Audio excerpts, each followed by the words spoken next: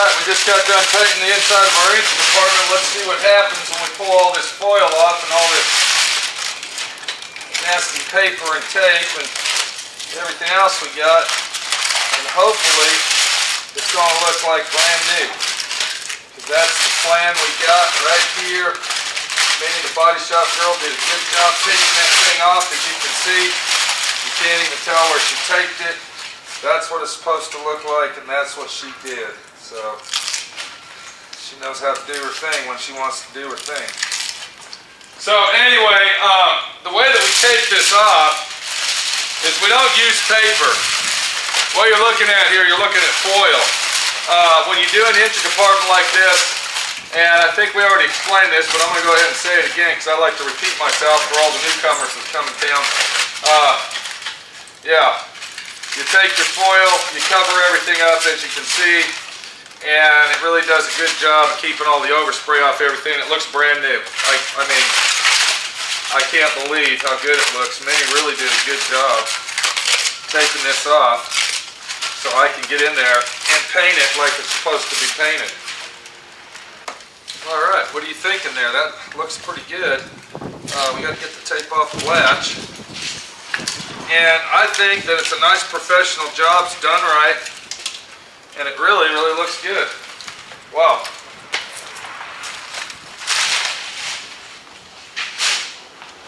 So if you really get anal about it and you really want to be picky, if you look right down there, you can see that's the old original paint from 1977.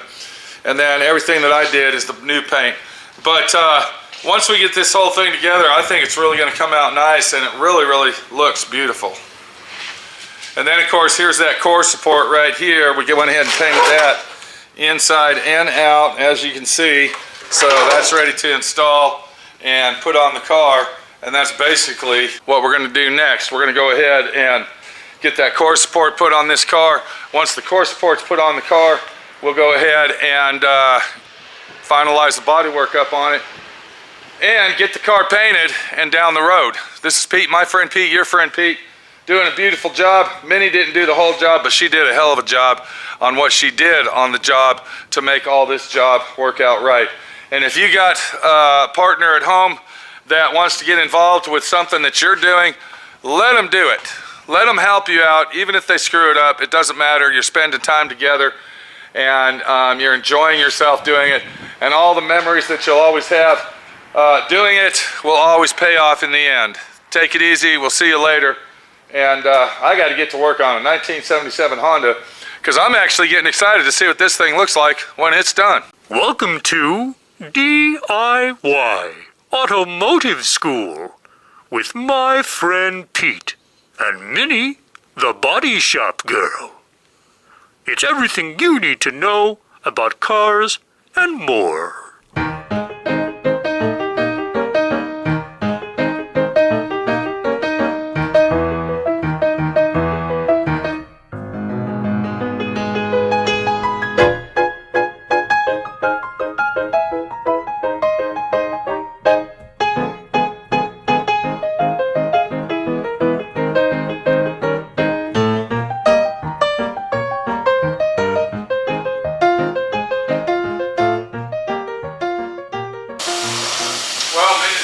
Girl screwed up. Minnie, the body shop girl, did not screw up. She actually hasn't been doing shit all day. I'm the one that's been working all day while you've been doing nothing. I never do anything. Taking a few screws out here and a few bolts out there. Yeah, look what happened. Lollygagging. Because you're not doing your job, look what happened. Damn, mofo, paint on the tire. Yeah, and I don't think the owner's going to be too happy about that. You're going to have to get a wire scrub brush out. The lacquer's in there. Alright, so what you're looking at is this is the final body work on this car. This is it. It's done. Da, da, da, da. We have now completed all the body work. I've taken you through the steps of doing the body work, extensive body work on this little car, believe it or not. And then I showed you that after you prime it, you come back and you find all your highs and lows and you go back over the car. So what I'm doing is I'm using the exact same primer that I used on the car. You don't want to mix your primers. and I am priming all the areas that I did body work on. I'm going to put 3 full wet coats on there.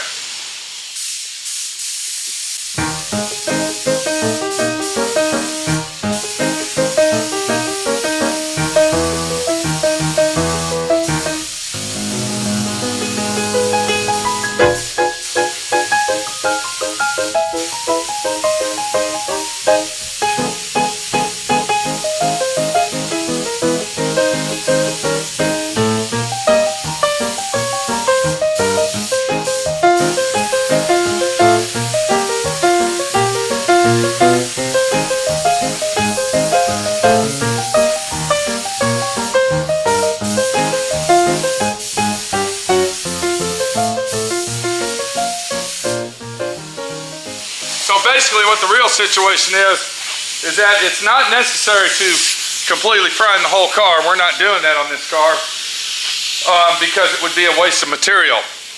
Does that make sense to you, Minnie? Yeah, you just need to prime where you've done your new work at. All you gotta do is re-prime that. This is brand new primer. It's not old primer. It's not sealer. It's not paint. So all we're doing is overlapping our primers onto the primer that's already on there, but the real key to this whole thing is you got to use the exact same primer that you used initially. If you mix brands of primers, you're going to have problems. So, our Honda's really looking good. Bring the camera over here, Minnie. We had to get the body shop girl gut this car out. I want her to take that camera and go ahead and get a gander in there. Did a really good job gutting it out.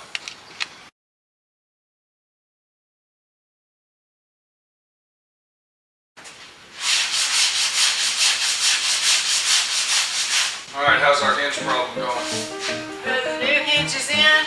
Okay. I'm just reinstalling the kicker. Did our vinegar work on that? Did the 25% vinegar work? Did it get 99% of the rust off? Yes, it looks good. Does it look It brand looks new? just as good as this one. So when we paint it, it's going to look great? Yeah. So we've got to prep it up anyway. Yeah. Yeah.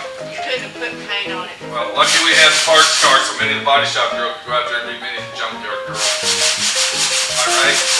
You're getting pretty good at this, man, on these cars, Minnie. Yeah. Huh. You did a job. What are you doing now, though? What are you doing now on that? I am putting in the kicker pan on it. But why are you putting that in when we need to take it out? Because you told me to put it back together. Did I tell you to put that back together? Yes. Because we got to paint the inside of that car, and most of that trim's got to come out of the car. It's a good thing I only put one screw. Okay, hold on a minute. Let's look at that and see, because the piece that you're leaning on here, look, that's got to come out for sure, 100%. You could probably leave that piece in. Yeah, I would get a cup, or I would get a bag, and I would bag and tag all the screws you take off and put interior screws on them. Okay. I'm thinking that this was the era right in there about, you know, the 70s, and I believe that the Vega, which we got one of those here restoring, you need to watch that video set, was the beginning of the throwaway car, because this car here was not made to restore, trust me. Am I right or wrong? Minnie. Well, we're doing it. So, Yeah, but it takes a special person to want this thing. That's the problem you have. there it is, right there. What? There's a screw right And there. I told you we got to take the seats out first. So look under the seats and see what kind of bolts we need. Get your bag so you can tag all the screws. Quit being hateful, man. And you might want to think about investing in some gloves so you don't cut your hands while taking everything apart. Yep. It's probably going to be like a 12 millimeter. All right. Most of the bolts on this are 10s and 12s. Okay, well, good, because All right. I got a 12 already. Well, good. You're going to have 2 in the front, 2 in the back. You want your light to look at that, or is that light in your eyes? There you go. Use the tools to the fullest extent. Jeez. All right, while many of the body shop girls getting those seats out and trying to figure out how that works, let's go ahead and take a quick walk around of all of the body work that I had to not just redo, but actually found after the matter of doing all the body work. If you look right here, we had extensive body work in this area. We had to block sand that out using our hand blocks only. We found ripples up in the roof here, and I think that was from when we replaced all this right here. It stretched it and pulled on it and made it warp. So both sides of the roof had to have bodywork done to it. We had to take the antenna out of the car. When I did that, we found that this area right here was crushed in, and that led us down into the windshield posts right here, which still baffles me on both sides. It had Bondo in them. Was that from the factory? I don't know. Back in 1977 they did have Bondo, but it's just very curious why there would be Bondo up inside the windshield posts on a car like this. This is where we had to repair some rust. We had to cut this out, and after I primed it, I found out that there was a low spot on both edges where we put it together, so we want to make sure that these edges are real nice and crisp. I went ahead and refilled that in with Bondo and feathered it all out. We had a small problem right here in this area. This is where we had to build that door jamb up with Bondo at one point in time. The reason this quarter panel is so jacked up, if you go back in the videos and watch that, you're going to notice that something was T-boned in this area. The right door was replaced at one time, and I believe that this car got T-boned right here and crushed in. So yeah, we had to go back. There were some imperfections in this area here, and we went ahead and fixed that. Okay, what's up? I guess you got, what is that? Was there only 2 bolts in it? No, there's 4. Was but there? they're, you know, easy access. Make sure you bag and tag all that. Put seats on that list on the bag. Yeah. Okay. And then to finish everything off, what I did is when I was using my light technique from the ceiling hitting the car, I was riding down the side of the vehicle and I started seeing little imperfections that were door dings that we missed. So I went ahead and got those as well. You can see there was 1, 2, 3, 4, 5 right here.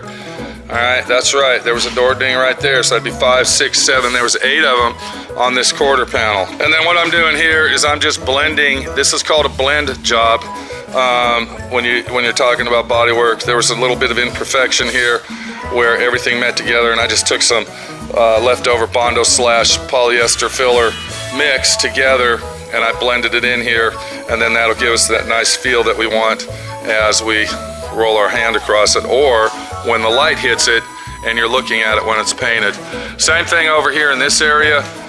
We went ahead and blended some filler into this, and then we'll hand sand that out with our 80 grit and a flex block, and then blend all that in to one section to make it all flow when we get ready to paint it.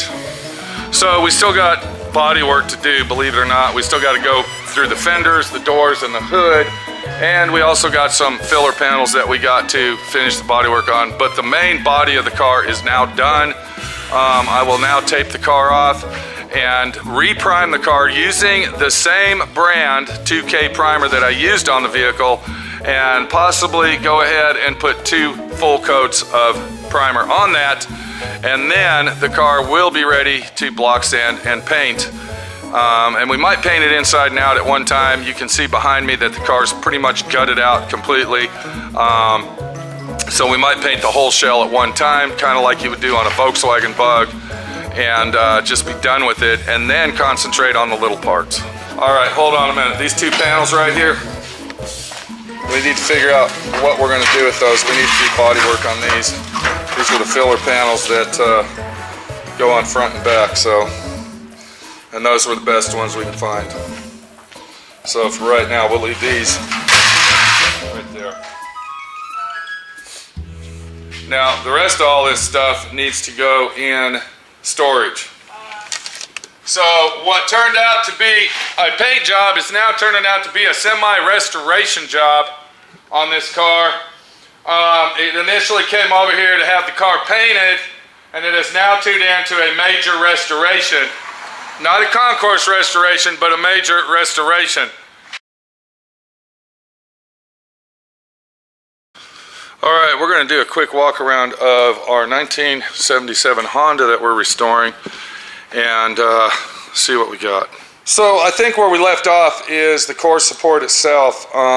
We went ahead and removed the core support off the parts car, and then we went ahead and did all the body work we had to do. We had it soda blasted, and we went ahead and removed this old core support and put the core support on here. So you can see it really turned out nice, came out beautiful, and it's a done deal. All the engine compartment was completely cleaned out, and detailed to the max where we can repaint that. So everything in this area looks like it's already done. And then if we look at the car itself, you can see that we have gutted out the car.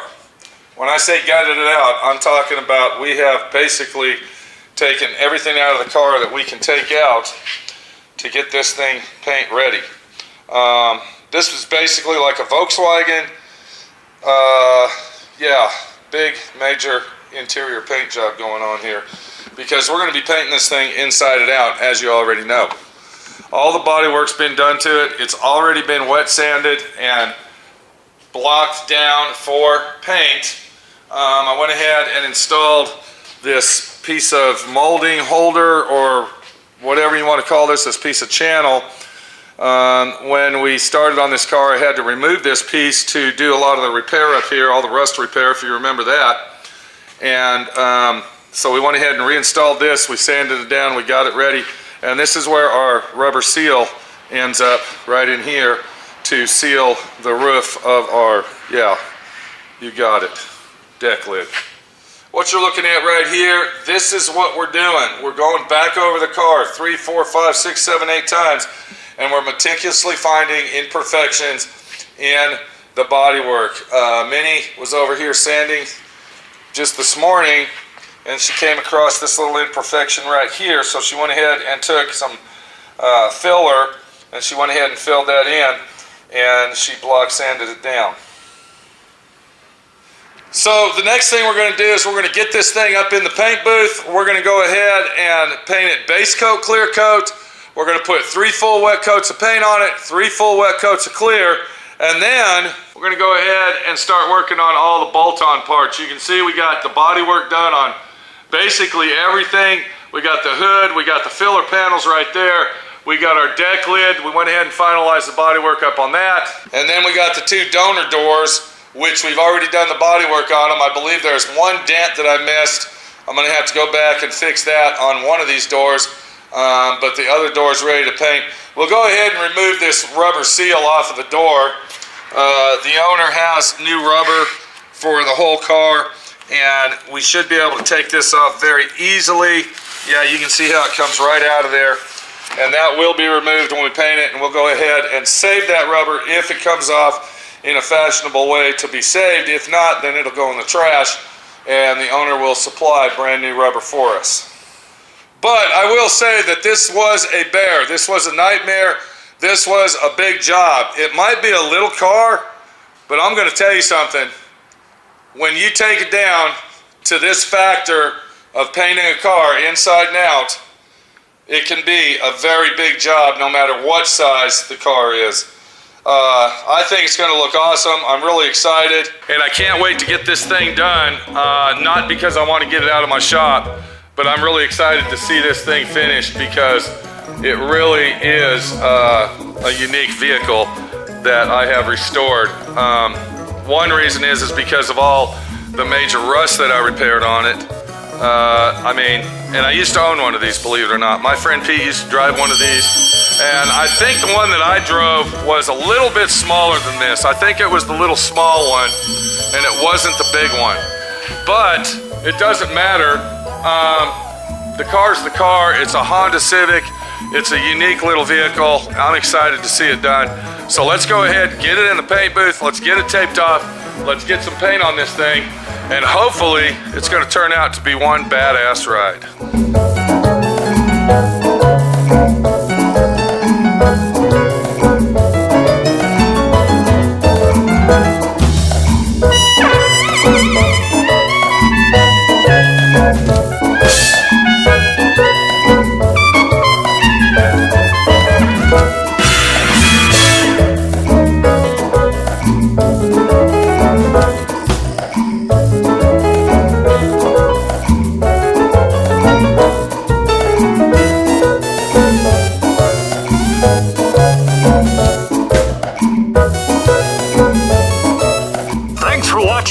D.I.Y. Automotive School. Classes don't stop till you know everything.